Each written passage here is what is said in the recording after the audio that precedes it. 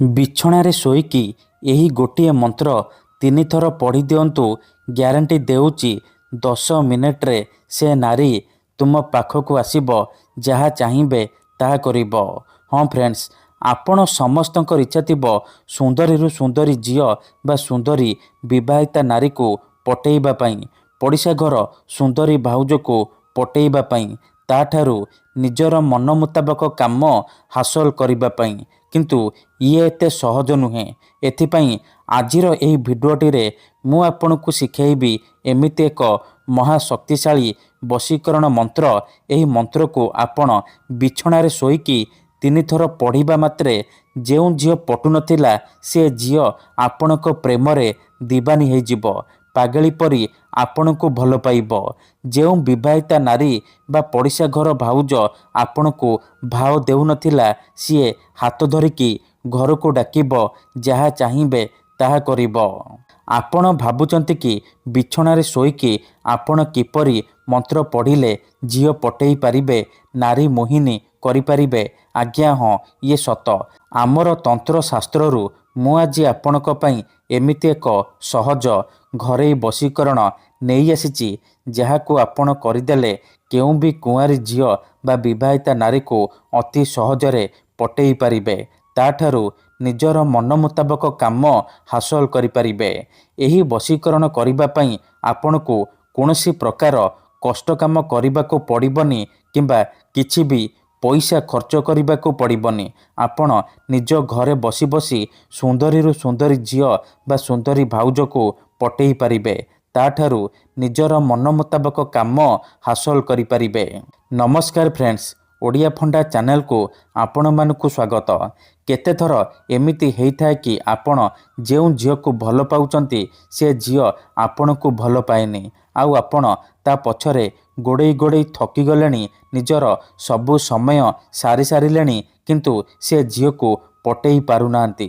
ଆଉ ଆପଣ ଚାହୁଁଛନ୍ତି କି ସେ ଝିଅ ନିଜେ ଆସି ଆପଣଙ୍କୁ ଭଲ ପାଉଛି ବୋଲି କହୁ? ତେବେ ଆଜିର ଏହି ଭିଡ଼ିଓଟିକୁ ମୂଳରୁ ଶେଷ ପର୍ଯ୍ୟନ୍ତ ପୁରା ଧ୍ୟାନ ସହିତ ଦେଖନ୍ତୁ। କାହିଁକି ନା ଏହି ମନ୍ତ୍ର ଏତେ ଶକ୍ତିଶାଳୀ କି ଯେଉଁ ଝିଅ ବା ନାରୀ ଉପରେ ଏହି ମନ୍ତ୍ରକୁ ଗୋଟିଏ ଥର ପଢ଼ିଦେବେ ବା ପାଠ କରିଦେବେ, ସିଏ ସେହି ସମୟଠାରୁ ଆପଣଙ୍କ ଆଡ଼କୁ ଆକର୍ଷିତ ହେବାକୁ ଲାଗିବ। 10 ମିନିଟ୍ରେ ଏହାର ପ୍ରଭାବ ପଡ଼ିବା ଆରମ୍ଭ ହୋଇଯିବ। ସେ ଝିଅ ହେଉ ବା ବିବାହିତା ନାରୀ ଖାଲି ଆପଣଙ୍କ କଥା ଭାବିବ। ଯେପର୍ଯ୍ୟନ୍ତ ଆପଣଙ୍କ ପାଖକୁ ଆସିନି, ଆପଣଙ୍କ ସହିତ ସମ୍ପର୍କ ରଖିନି, ସିଏ ଖାଲି ଛଟପଟ ହେବ। ଏହି ବଶୀକରଣ ସାହାଯ୍ୟରେ ଆପଣ ବର୍ଷ ବର୍ଷ ଧରି ଭାଙ୍ଗି ଯାଇଥିବା ପୁରୁଣା ପ୍ରେମକୁ ମଧ୍ୟ ଫେରାଇ ଆଣିପାରିବେ। ଶାଶୁ, ନଣନ୍ଦ, ଦିଅର, ଭାଉଜ କାହାକୁ ବି ନିଜ ବଶରେ କରି ତାଠାରୁ ନିଜର ମନ ମୁତାବକ କାମ ହାସଲ କରିପାରିବେ।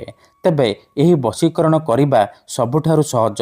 ଏହାକୁ ଆପଣ କିପରି କରିବେ, କିପରି ଆପଣ ବିଛଣାରେ ଶୋଇକି ମନ୍ତ୍ରକୁ ପଢ଼ିବେ, ମୁଁ ଆପଣଙ୍କୁ ଶିଖେଇବି। ସମ୍ପୂର୍ଣ୍ଣ ପ୍ରୟୋଗ ବିଧି ଠିକ୍ ଭାବରେ ଶିଖେଇବି। ଜାଣିବା ପାଇଁ ଭିଡ଼ିଓଟିକୁ ମୂଳରୁ ଶେଷ ପର୍ଯ୍ୟନ୍ତ ପୁରା ଧ୍ୟାନ ସହିତ ଦେଖନ୍ତୁ। ଅଧାରୁ ଛାଡ଼ିକି ପଳେଇଲେ ଆପଣ କିଛି ବି ବୁଝିପାରିବେନି। ତେଣୁ ମୂଳରୁ ଶେଷ ପର୍ଯ୍ୟନ୍ତ ପୁରା ଧ୍ୟାନ ସହିତ ଦେଖନ୍ତୁ। ପ୍ରୟୋଗ ବିଧିକୁ ଠିକ୍ ଭାବରେ ବୁଝନ୍ତୁ।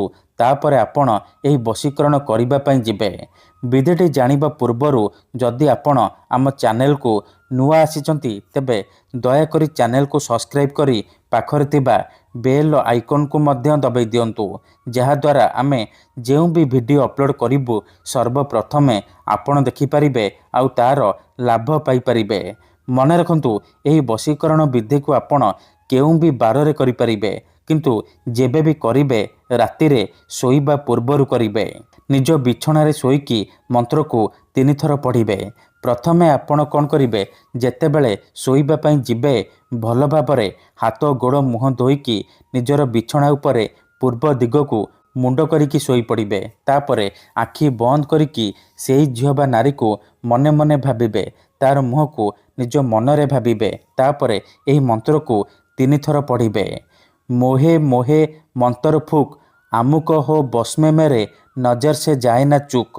ଆମୁକ ଜାଗାରେ ଆପଣ ସେହି ଝିଅ ବା ସ୍ତ୍ରୀର ନାମ କହିବେ ଯାହାକୁ ଆପଣ ବଶରେ କରିବାକୁ ଚାହୁଁଛନ୍ତି। ମନ୍ତ୍ରକୁ 3 ଥର ପଢ଼ି ସାରିବା ପରେ ପବନରେ ଗୋଟିଏ ଥର ଫୁଙ୍କିଦେବେ। ତାପରେ ଆପଣ ଶୋଇପଡ଼ିବେ। 10 ମିନିଟରେ ପ୍ରଭାବ ପଡ଼ିବା ଆରମ୍ଭ ହୋଇଯିବ।